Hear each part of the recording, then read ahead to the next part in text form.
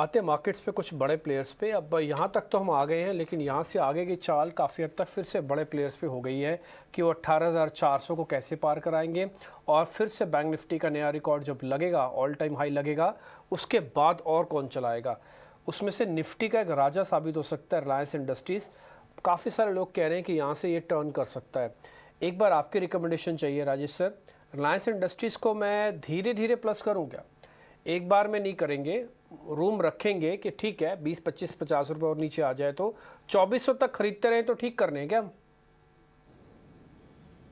तो डिम्पी जी देखिए, पिछले दिनों में काफी अच्छी एक रिकवरी रिलायंस में लोअर साइड से बनी है और स्टॉक अपने 200 डे मूविंग एवरेज के ऊपर भी यहाँ पे ट्रेड करते हुए दिखा। बट हमने देखा है कि यहाँ पे 2500 से लेके 2520 ये लेवल पे वापस इसमें सप्लाई यहाँ पे आते हुए दिखा है। बट ओवरऑल इसके स्ट्रक्चर तो बुलिश बने हुए हैं। नियर टर्म शॉर्ट टर्म के हिसाब से अगर ये कोई डिप देता है टुवर्ड्स 2440 2430 तो ये एक अपॉर्चुनिटी होगी बाय करने की। तो बिल्कुल आपने सही बताया, स्टैगर्ड मैनर में बिल्कुल इसमें बाय किया जा सकता है, एक्यूमुलेट किया जा सकता है। और जिस तरीके के फॉर्मेशन अब यहाँ पे वीकली चार्ट पे बनते हुए दिख रहे हैं, हमें लगता है ये एक वी शेप रिकवरी में कन्वर्ट होते हुए दिखेगा। बट पोजिशनली हमें लगता है कि यस, ये स्टॉक में एक रिवर्सल यहाँ पे बिल्कुल बनते हुए दिखा और अपसाइड में ये स्टॉक वापस अपने 2600 से 2700 की तरफ कंटिन्यू करते हुए दिख सकता है ये मोमेंटम को। तो डिप्स में इसको स्टैगर्ड मैनर पे एक्यूमुलेट किया जा सकता है। स्टॉप लॉस जो रखने होंगे वो करीब होंगे 2370 के आसपास के। और अपसाइड में हमें लगता है कि जैसे ही स्टॉक 2520 क्रॉस करेगा तो ये रैली 2650 2700 की तरफ भी एक्सटेंड होते हुए दिख सकती है।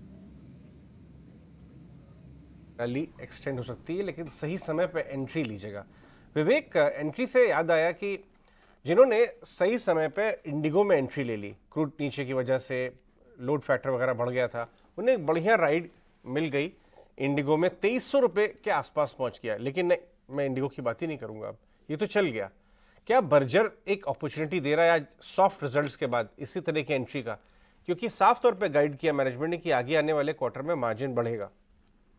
क्या इस भाव पे ले लूं मैं? देखिए, इतने करेक्शन के बाद मुझे लग रहा है कि इसको आपको स्लोली एक्यूमुलेट करना चाहिए।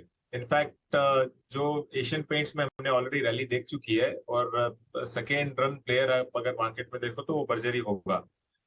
बर्जर में अभी तक कैचअप रैली आया नहीं है एशियन पेंट्स के मुकाबले। और मुझे लग रहा है कि वैल्यूएशन वाइज जो पहले डिफरेंस हुआ करता था, बर्जर मुझे बहुत कॉस्टली लगता था कंपेयर टू एशियन पेंट्स, अब वो जो डिफरेंस है वो भी एक्चुअली नैरो डाउन होके एकदम श्रिंक हो गया है। तो बर्जर इन लेवल्स पे डेफिनेटली एक बाई बनता है। जो डाउन साइड है वो यहाँ पे बहुत लिमिटेड लगता है, मुझे लगता है कि 600 के नीचे भी नहीं जाएगा। और अगले 2-3 महीने में हो सकता है इसमें रिकवरी वापस हमको 700 तक देखने को मिले। और एक और चीज ये है कि क्रूड काफी सॉफ्ट है अभी। क्रूड में कोई भी स्पाइक आने का वो चांसेस भी नहीं दिख रहा है, तो उसका डायरेक्ट सेंटिमेंटल और डायरेक्ट बेनिफिट बर्जर को भी मिलेगा। Paint stocks, cement stocks, tyre stocks पर काफी हद तक एक बेनिफिशियरी के तौर पर काम करेगी। लेकिन लेकर